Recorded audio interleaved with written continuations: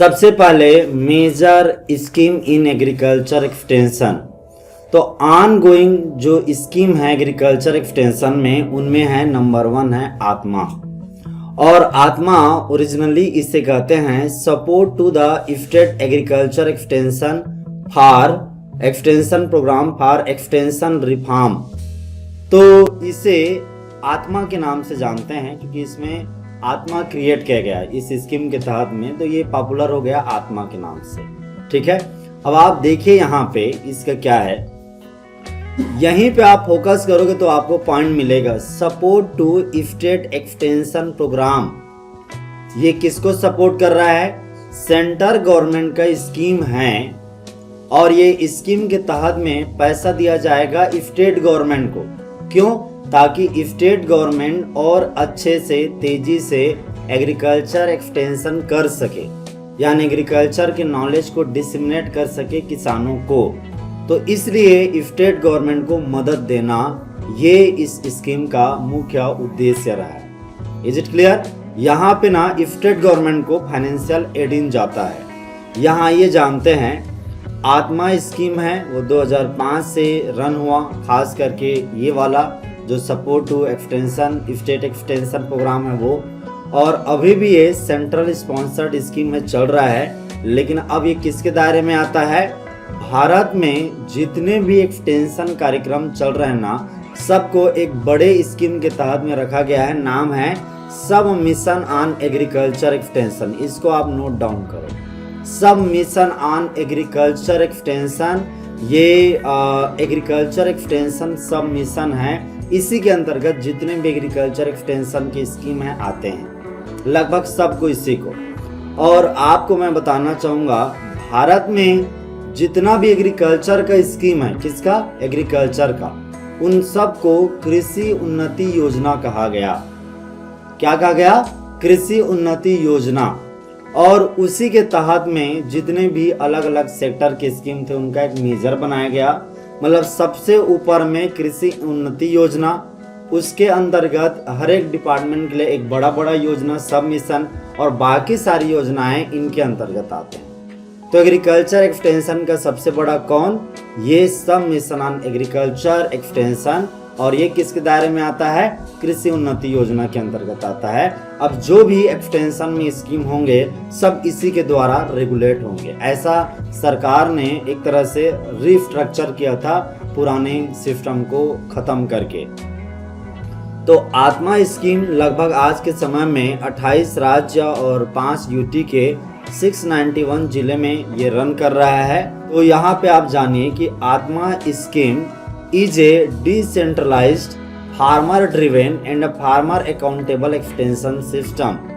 यहाँ सबसे अच्छी बात यह है, देखिए डिसेंट्रलाइज्ड का मतलब आपको जानना है। और आपको एक भी बात बता दूं, हाल के दिनों में ना बहुत सारे एग्जाम तथ्य आ रहे हैं ना, वो आपको फैक्चुअल नहीं आ रहे हैं, वो आपको समझदारी बेस आ रहे हैं। यदि आप शब्दों का मतलब जानते हो तो कर पाते हो, नहीं तो नहीं कर पाते हो। जैसे आत्मा स्कीम डिसेंट्रलाइजेशन को प्रमोट करता है। इसका क्या मतलब हुआ? डिसेंट्रलाइजेशन क्या हुआ कि मेन सामने वाला जो कंट्रोल है चीज़ों को, वो बॉस नहीं रखता बल्कि पब्लिक को देता है। कहने का मतलब यह है कि नीचे के स्तर को मेन आप अधिकार देते हो, उसे डिसेंट्रलाइज्ड व्यवस्था कहते हैं, नीचे से।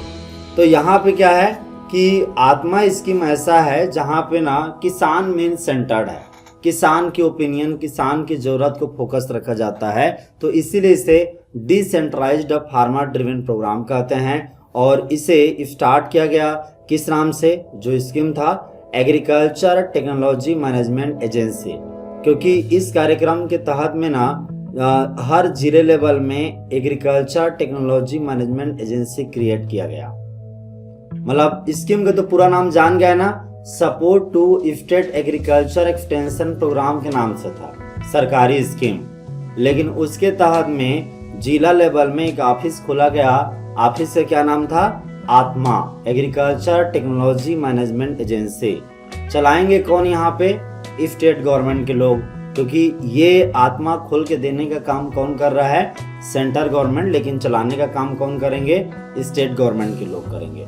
तो आपको यहाँ पे एग्जाम के तथ्य पे ये बहुतों बार पूछा गया है कि आत्मा जिले लेवल में सेटअप होता है। दूसरी बात यह है, ये डिसेंट्रलाइज्ड व्यवस्था है, ये भी याद रखना। कई बार आत्मा का फुल फॉर्म पूछा गया है कि एग्रीकल्चर टेक्नोलॉजी मैनेजमेंट एजेंसी, कभी एजेंसी शब्द को चेंज करके तो कभी टेक्नोलॉजी शब्द को चेंज करके। ठीक है, समझ में आ गया। तो इस तरह के क्वेश्चन पूछे जाते हैं। अब इस स्कीम के तहत में होता क्या है, जो मैंने पहले में बताया। आत्मा स्कीम के तहत में स्टेट गवर्नमेंट को पैसा रिलीज किया जाता है, grant in aid release to the state government. अक्सर यहाँ पे लोग कंफ्यूजन हो जाते हैं, और जब भी यूपीएससी पूछता है, खास करके जब यूपीएससी या पीसीएस के एग्जाम होते हैं ना, वहाँ पे इस तरह के क्वेश्चन पूछे गए हैं यूपीएससी के भी एग्जाम में। नाबार्ड में भी ऐसा ही पूछता है। कैसे कि अंडर द आत्मा स्कीम जो ग्रांट इन एड है वो किसान को जाता है। आंसर सही है, गलत है? गलत। किसान को नहीं जाता, किसको जाता है? स्टेट गवर्नमेंट को जाता है ग्रांट इन एड, डायरेक्ट किसान को नहीं। और ऑब्जेक्टिव क्या है? स्टेट गवर्नमेंट के एफर्ट्स को सपोर्ट करना इसका ऑब्जेक्टिव है, ताकि स्टेट गवर्नमेंट अपनी एग्रीकल्चर एक्सटेंशन एक्टिविटी को बढ़ा सके और ज़्यादा तेज़ी से वो एग्रीकल्चर प्रोडक्शन को बढ़ाने के लिए एग्रीकल्चर एक्सटेंशन को मजबूत कर सके। तो ये इसके दायरे में ये कार्यक्रम हुआ था। स्टेट गवर्नमेंट को जाता है, ये आपको ध्यान में रखना है। फिर आपको समझना है आत्मा स्कीम के तहत में क्या क्या एक्टिविटी होती है। तो यहाँ जो सेंटर है आत्मा, वहाँ पे किसानों की भरपूर ट्रेनिंग होती है, फार्मर्स ट्रेनिंग। वहाँ पे डिमॉन्स्ट्रेशन होता है, फ्रंटलाइन डिमॉन्स्ट्रेशन FLD। उसके बाद एक्सपोजर विजिट, किसान मेला, किसान के समूहों का मोबिलाइजेशन और फार्म स्कूल सेटअप करना। तो अब ये सारे एक्सटेंशन के तरीके समझ में आते हैं। फार्म स्कूल में क्या होता है कि वहाँ डिमॉन्स्ट्रेट करते हैं सामने सामने में, फ्रंटलाइन डिमॉन्स्ट्रेशन में खेत में नए वैरायटी के परफॉर्मेंस को दिखाया जाता है। एक्सपोजर विजिट मतलब आप बिल्कुल वैसा ही है, फ्रंट लाइन डिमॉन्स्ट्रेशन की तरह है, लेकिन यहाँ पे जरूरी नहीं है कि खेत दिखाएं, वो और भी कई जगह को दिखा सकते हैं। जैसे किसी ने बढ़िया मशरूम लगाया है तो मशरूम को भी दिखा सकते हैं। 1 डे विजिट टाइप का है, जैसे किसानों को 1 डे किसी के खेत में ले जाके दिखाया गया। और वो एक्सपोजर विजिट में जरूरी नहीं है कि वहाँ पे पहले से सेटअप हो। किसी किसान का अच्छा प्रोडक्शन आया है, उसको भी गवर्नमेंट के अधिकारी अपने जो भी जुड़े हुए किसान हैं उनको गाड़ी में बैठा के ले जाते हैं अच्छा खेत दिखाने के लिए। That is called the pure exposure visit. ठीक है, तो यहाँ आत्मा स्कीम के तहत में ना आत्मा कैफेटेरिया 2018 में स्टार्ट हुआ और ये तब से चलते आ रहा है, आत्मा कैफेटेरिया। ठीक है, तो अब आत्मा कैफेटेरिया के अंतर्गत जो भी स्कीम है वो चल रहे हैं। तो अब एक बात जानिए कि आत्मा स्कीम में कुछ मूलभूत पॉलिसी इंटरवेंशन है, तो उसको समझिए। पहला देखिए, सबसे पहले आत्मा स्कीम है वो मल्टी एजेंसी एक्सटेंशन स्ट्रेटजी को फॉलो करता है। कई सारे एजेंसी इसमें पार्टिसिपेट करते हैं और इसमें एक बात कहा गया है, ये एक्स्ट्रा ज्ञान है लेकिन आजकल डीपर पूछा जा रहा है कई बार एग्जाम में। कम से कम जो आत्मा स्कीम के तहत में जो पैसा आता है ना, उसका 10% कम से कम किसको एलोकेट होगा? NGOs को, नॉन गवर्नमेंटल सेक्टर को। इसमें कौन आते हैं? NGO आते हैं, फार्मर ग्रुप आते हैं। इस तरह के जो सरकारी संस्था नहीं है उनको 10% इस तरह के एक्टिविटी, ट्रेनिंग, डिमॉन्स्ट्रेशन करने के लिए फंड दिया जाता है। कितना परसेंट? 10%। ये कम से कम है, जिससे कि ये बना रहे कि प्राइवेट इंस्टीट्यूशन है वो भी इस तरह के कार्यों में भाग ले पा रहे हैं। दूसरा इसका प्रयास क्या है? फार्मिंग सिस्टम अप्रोच को फोकस करना।